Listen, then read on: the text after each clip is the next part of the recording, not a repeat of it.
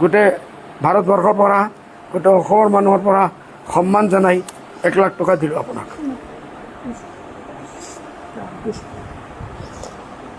আমি আহোঁ বহুত দূৰে যাম না, ডায়েবেটিছ বহুত ডায়েবেটিছ। ছাৰ কি ক'ব, দেখা গৈছে হঠাৎ আপোনাৰ আগত আহি এজন মানৱ দৰদী ব্যক্তি মৌলানা বদৰুদ্দিন আজমল আহি উপস্থিত হৈছে, এই মুহূৰ্তত কি জনাব ছাৰ? মইনো কি জানো, জানেই মোৰ বৰকে ভাষণ চাখন দিয়া সেইবোৰ মই পাহৰোঁ। আৰু আজিকালি আকৌ আৰু এটা দিগদাৰ হ'ল, মই প্ৰত্যেক কথাই পাহৰি যায়। এইটো এটা বেমাৰ। আৰু বেমাৰ এই ঘৰটো কোনে বনাইছিল? ইংৰেজে বনাইছিল। ল'ৰাই কি কৰে?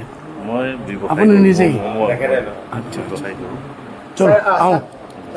আপুনি এক মিনিট জনাওকচোন, যিহেতু দেখা গৈছে বাণীকান্তৰ কাষত মই নাজানো বাণীকান্তৰ এই ইৰাকীত তেখেত যে এজন ৱৰ্ল্ড ৰিনোন অলিম্পিক বঁটা পোৱা বা 2-3বাৰ অৰ্জুন বঁটা পোৱা, মই নাজানো। হঠাৎ মই ইয়াৰ পৰা আমাক খবৰ দিলে বোলে সেই ঘৰ আছে। মই কৈছোঁ মই উঠিম, তেখেতৰ একবাৰ নমস্কাৰ কৰিম, দোৱা দিম, আশীৰ্বাদ ল'ম। আৰু মোৰ হাতত বেছি নাই, ৰাস্তাত আছোঁ, 1 লাখ টকা মই তেখেতৰ কাৰণে দান দিছোঁ। আৰু মই প্ৰাইম মিনিষ্টাৰ অফ ইণ্ডিয়াক চিঠি লিখিম, আৰু প্ৰেচিডেণ্ট অফ ইণ্ডিয়াক চিঠি লিখিম, স্পৰ্টছ মিনিষ্টাৰ অফ ইণ্ডিয়া আৰু চিফ মিনিষ্টাৰ অফ আছাম চবক মই চিঠি লিখিম। আৰু স্পৰ্টছ মিনিষ্টাৰ অফ আছামকো আপোনাৰ সাহায্য কৰাৰ কাৰণে লিখিম, মই লিখিম। অ'কে না চিনি পাব, কিয় নাপায়? আপোনাক চিনি পাব। ছাৰ কি ক'ব, দেখা গৈছে ইয়াত আহি উপস্থিত হৈছে আপোনালোক অৰ্জুন ভোগেশ্বৰ, হয়, আমি আজি শ্ৰদ্ধেয় অৰ্জুন ভোগেশ্বৰ বৰুৱাদেৱ তেখেতৰ ঘৰত আহি পাইছোঁ। শিৱসাগৰত আছোঁ মৌলানা বদৰুদ্দিন আজমল চাহাবৰ লগত। গোটেই শিৱসাগৰ, যোৰহাট এই অঞ্চলত তেখেতে যোৱা 3 দিনৰ পৰা বানাগ্ৰস্ত মানুহৰ ৰিলিফৰ কাম কৰি আছে। আমি এইফালেদি গৈ আছিলোঁ, ভোগেশ্বৰ বৰুৱাদেৱৰ ঘৰতো পানী উঠিছিলে, এই কথা আমি নিউজত দেখিছিলোঁ। তেখেতে ক'লে যে তেখেতৰ লগত সাক্ষাৎ কৰিব, আহি তেখেতৰ সাক্ষাৎ পালোঁ।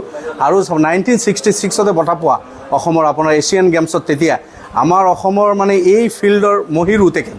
গতিকে তেখেতক আমিও সাক্ষাৎ পাই আমি নিজকে ধন্য মানিছোঁ। আজমল চাহাবে তেখেতক লগ কৰিলে, তেখেতেও আজমল চাহাবৰ লগ পাই দুয়োজনে কোলাকুলি কৰিলে, খুব ভাল লাগিল। আৰু আজমল চাহাবে নিজৰ ফালৰ পৰা 1 লাখ টকা তেখেতক গিফ্টটো দিলে, যে ইমান ডাঙৰ এজন ব্যক্তি এই ফিল্ডৰ, গতিকে তেখেতক লগ পাই তেখেতে অতি আনন্দিত হৈছে। আৰু অসম চৰকাৰ আৰু প্ৰাইম মিনিষ্টাৰলৈকে তেখেতে লিখিব যে আমাৰ অসমৰ এই ফিল্ডৰ যিজন মহিৰো, তেখেতক সৰ্বতোপ্ৰকাৰে সন্মান দিব লাগে। তেখেতে অৰ্জুন বঁটা প্ৰাপ্ত, আপোনালোকে জানে এই বঁটা তেখেতৰ আমি আজি চালোঁ, তেখেতে অৰ্জুন বঁটা প্ৰাপ্ত।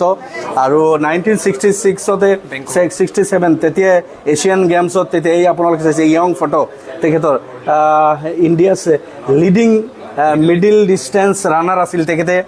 মিডিল ডিষ্টেঞ্চ ৰানাৰ হৈ গ'ল্ড মেডেল পাইছিল তাহানিতে, আৰু এইটো অসমৰ নাম তেখেতে উজ্বলাইছিল, গৌৰৱ। আমিও আহি ধন্য হ'লোঁ তেখেতৰ ঘৰত। এইখিনি, থেংক ইউ।